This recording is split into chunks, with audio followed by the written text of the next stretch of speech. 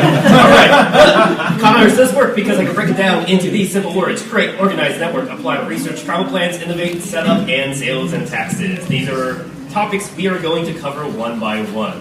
The first thing I think is going to be a given. We're going to quickly go over this, but you should already be an artist. This is not an art panel. We assume you already have art and you're trying to get your art out there. So be motivated with your art. If you have something you want to sell, an idea, get on that and then start working your way out. Be very, very organized because when you're doing this, whether it's going to be a full-time, part-time, or just a casual thing you do, you are dealing with money, and the government is going to want to know. It's good to keep track of inventory, that type of stuff. For example, here are some of my notebooks I use to keep track of my badges. It's very, very crazy. You guys have crazy notes like that? Somewhat. Not that crazy, but I do at least show what I'm selling at each con, so I know what to bring next year. Yeah. Alright, so here's our first of our collaborative parts, networking, which is what I'm doing here. I have two of my vendor friends up here to help me, and it's great because I think we all have been vending for different periods of time, but I think by this point we've already kind of settled into our own way of how we like vending. And I think we could all say we were assisted by someone else who came before us, who helped, gave us the tips and the trades of working around. We're also all parts of probably the same vendor groups. Initially, there was a vendor group on Skype. There's now currently a vendor group on Discord. There's also vendor groups on Facebook and other sites like that. So it's good to find one of these. Okay. Yeah. I agree. All right. Okay. Definitely always have like someone that you could kind of keep along with. Usually going with friends to start is a good way, but A sure lot of you'll go into. a lot of the groups are like more anime focused, and some are furry focused. The anime ones are a little bit better because it's larger, so you have more to network. In fact, it's good because, for example, let's say you don't know how to order lanyards. You don't know where to start to find lanyards. Sometimes in these groups, they'll be doing group orders. Like, hey, I'm going to order wall scrolls for BronyCon. If you guys chip in, it can cut down the cost on group shipping if we do that. So a bunch of artists will then pitch in and submit their files together. So it can be shipped to the hotel together. And when everyone's splitting the shipping costs to the United States, so a lot of times these art prints are coming from overseas, it cuts down on cost. So it's a great way to find places to network and new products to get made if you don't know where it is. Yeah. You'll always find someone selling something. Like if you walk around the vendor hall, you'll see people that specialize in things, and they're usually the go-to. And obviously, you network along with them. They're always happy to be like, yeah, because if I cut down on costs, if you cut down on costs, so do I, and it helps a lot.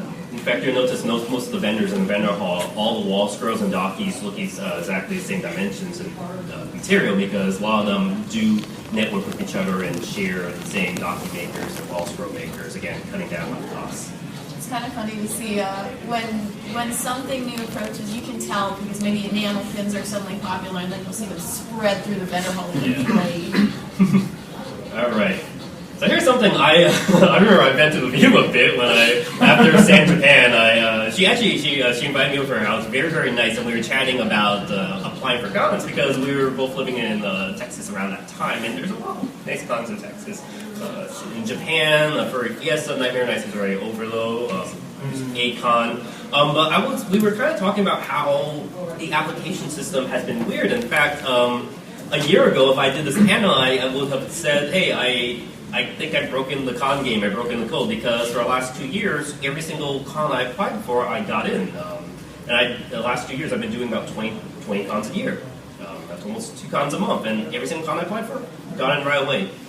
For 2019 coming up, I'm applying for these exact same cons, and all of a sudden I'm being waitlisted, full, denied, and it's like, what's happening? It's because everyone is realizing, hey, we can make money vending at cons, so let's move in the game. So a lot of times you even see not even artists selling, it's people who hire artists to draw art for them, or resellers, or mass market manufacturing people. So it's harder to get to these cons. But to kind of stay ahead of these things, that's why you join these networking groups, because most of the time they'll say, hey, this con is opening applications in May, please apply by this time. So it's a great way to know. It's like, hey, I didn't even realize this con was happening now, let's go apply for it. But there are three main types of applications processes, and I'm going to explain them briefly one by one, and we can kind of talk about which ones we like.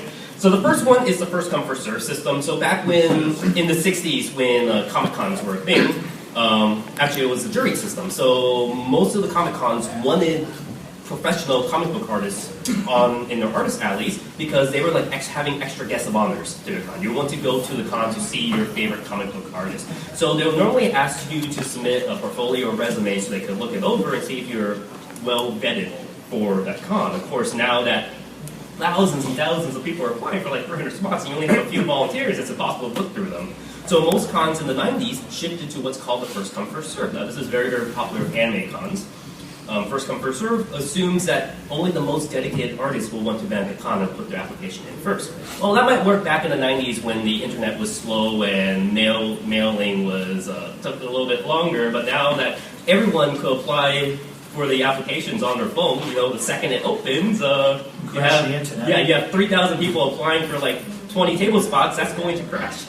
So most cons have shifted to the lottery system, which is probably the great equalizer is a little bit more fair. So a guy who works on the official Batman comic and someone who draws Homestuck art on DeviantArt will have equal chances of getting into the lottery system. Again, it might not be fair to the guy who's a little bit more professional, but it's the only way to kind of even the playing field. And I guess a good way to compare it is imagine airline company choosing pilots for the plane. So the first one, the juried system, well, it might be fine if you're vetted by a jury of your peers, but most of the time it's a group of volunteers who personal opinions come in. It's not really consistent opinion, so it's like, hey, you might be a pilot with an impressive resume, but this pilot has a novel idea of flying with astral projection. I think I want to try that out. So they want to try weird things like novel approaches, so you might not be picked. The second one, the first come, first serve, the first pilot to get in the cockpit gets to fly the plane, even if he's not a pilot. First person in the cockpit gets to fly the plane. And the last one's a lottery system. All right, everyone who wants to fly this plane, put your name in a hat and we'll pick your name. So as you can see, all three systems are kind of broken, and we saw it as a perfect example. This year, Anime Expo, largest anime con in the United States, the system crashed within 3 seconds of opening. Even Furry Fiesta, which normally used to do the first come, first serve process, it was a relatively small furry con. I think it's now about the 5th largest furry con. Their system was already filled within 1 minute and 40 seconds. So, yeah. Anime Boston has a notorious thing for that. They have an average attendance of 24,000 and about 200 vendors could fit in there, and it's quite literally, if you don't have your time stamped at 1 minute and 45, you're not getting in the vendor. They're still using the first come, first serve system, which I think is ridiculous for larger cons, honestly. A similar system, right? Yeah, well, I think they're mostly a juried system now. Yeah, it's jury. Yeah. Yeah, I remember it was maybe BronyCon, or I was at a concert and they had their applications open, and I was trying to real quick tap on my phone, and 2 minutes, and it was full. Yeah, now they give more time, luckily. Yeah, I think most Ponycons, because they're smaller, they're easy to vet, and they already know the artists who are like already staples of their vendor halls. Like we know we need the tie guy, we know we need hero cards and the docky person. So they know the subset people. But for cons that are larger, like anime cons, furry cons, and comic cons, it's kind of hard to keep track of all these people. Everyone has figures. So tips I'll give you: if you're applying for a jury system, they normally have the window open for 2 weeks to 1 month. So don't apply right away. Apply when you think your portfolio is at its strongest. So if they might be looking for something. So for example, if a con is going to do, let's say, pirate theme. If you have extra pirate art, by the time you apply, then you're looking better. So you have that extra window to get things done.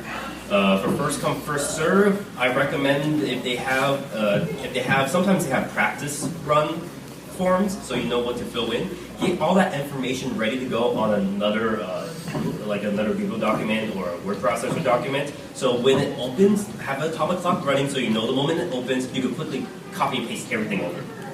Or just get the biggest chunk of information and type really fast, except that one Control-C going. Sometimes they force you, sometimes it forces you to fill it out. Sometimes you could re-edit it. Sometimes you can't edit it. For example, Anime Expo's system uses Eventbrite. So basically, the first one to fill it out, the first one to click open is the one who gets in. It locks everyone else out. While Furry Fiesta, for example, uses Google Docs. So basically, first person press send. So you could actually fill it all with gibberish first, press send, and go back and edit it. I didn't even know that until after I applied. Yeah, You can run a bot. Yeah, and then the lottery system. Some cons, it's against the rules, but some cons they allow studios. So if you apply as an individual artist, and then you are in a bunch of artist friends already have your own art studio, and the art studio applies separately, that kind of increases your chances to get in. But most cons don't allow that, or they ask you to state if you are part of the studio that's applying. But having other friends to apply helps. But again, you can't transfer a name to you, so make sure that when you do apply, you have your one good application, and your friend who is also a vending artist has another application, and most of the time they'll give you share. always check them once. Right, which comes to our next thing, research. Research what types of cons you want to vend at. Now, I know you guys are all here because you like My Little Pony, and I'm assuming you guys want to draw My Little Pony art. But sometimes because quote-unquote Ponygons are dying, you might not be able to do as much Ponygons anymore. So like me, you have to start branching out and do other cons, like Comic Cons, Anime Cons, and Furry Cons. Other cons are better suited to different types of artists. So for example, if you don't like fan art, if you like drawing your original characters, your own original designs, have your own original webcomic, Comic Cons are the best place for that. In fact, most of the times, they don't even allow you in the artist alley if you are selling fan art. You have to have your own original indie comic or indie work to be able to sell. Anime cons are where the fan art is very, very popular because anime cons are based off the structure of Comic Cat. In Comic Cat, it was a giant dungeon, Dondenshi hall. Dondenshi is fan comics in Japan. So the entire system of anime cons are based off the idea of being able to draw and sell fan art. And furry cons, if you don't want the big giant setups and stuff, if you just want one little sketchbook and a pencil and do on-site commissions, furry cons are the best place for that. Unless you're doing fursuits, then Yeah, you need a big stuff thing. anyway. So there are some things. Now I said about the idea of fan art, know your legal rights. I'm not a lawyer, so I can't advise you on that. But do look up the definition of transformative art, and it's not always what you think because satire and parody will not always fly. For example, I was at San Japan this year, and a lawyer from Funimation walked up and gave me a slip because I had one piece flag in one of my pictures, and they had me take that down. So even at anime cons, they do have lawyers walking around looking at that. So know your legal rights if you're attempting to do something like that. That's why I always try to keep your art like half fan art because that's what you know people like, and half original art so you can at least keep that balance. And also know the laws of the convention you're the state you're vending at, because the rules for a California convention will be very different from the rules for a Maryland convention, for example. And also know the restrictions on table space. Some cons will not allow you to go very, very tall. Some cons will allow you to go as tall as you want. So make sure you understand that. Right. What's about that? I had something, Yes, sir. and it left me as soon as I had it. Yeah, cons are fun. I noticed, so for example, every single major metropolitan area is going to have these types of cons. There are always going to be a furry con, sometimes a PonyCon. Back in the heyday, there was always a PonyCon. There would be a multimedia convention, which is normally the largest types of cons, a Comic Con, and an Anime Con. So for example, when I was living in Washington, D.C., Baltimore area, you could see that most of the cons, the types of cons fell within very predictable attendance ranges based on the amount of attendees. In fact, I looked at 3 major metropolitan areas, the Dallas-Fort Worth area, Chicago, and Atlanta, and all of them have their own furry con. Some have a Brony Con, some don't, but they all have an Anime Con and a Multimedia Con. And you can see the Multimedia Con, Fan Expo, for example, or C2E2 and Dragon Con, it would be around the 70,000 to 100,000 range. So these are going to be the large cons. It might be harder for you to stand out if you're going to these types of cons, but there's also a chance you'll have a lot more attendees walking by your booth. Anime cons, for example, for these larger areas will fall around the 30,000 range. You can see that with A-Con, Anime Central, and Anime Week in Atlanta, that fall perfectly within that range. Furry cons are a little bit smaller. Most of the times they're under the 5,000 range, and that's where you have Furry Fiesta, Midwest Fur Fest, and Furry Week in Atlanta. And Ponycons, you never normally see a Ponycon over 1,000, except for Babs, Everfree, and BronyCon. But expect the Ponycon to have about 500 to 1,000. But that's kind of a rough estimate, and it's kind of consistent throughout the United States.